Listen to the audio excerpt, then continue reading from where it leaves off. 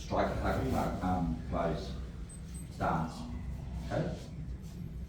So there it is for timing. Wahine is 2 kapa, which is just your feet apart to your shoulder width. Okay?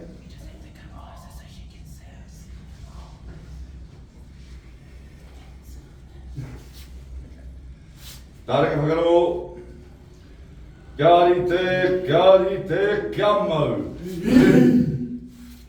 Rerenga Wairua.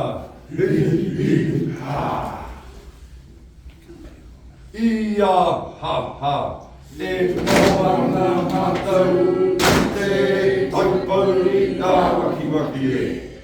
E tai mai konei, mahurangi pūrikiriki e. Ki te pirangi, te tango I ngā raupapa. Mūngai o I oku warawara. Hei purihanga oku whakaro, oku tikanga. Ki te hai mai te huarahi o ngā atua. Mōna Wairua I ngā o tinana. Aue,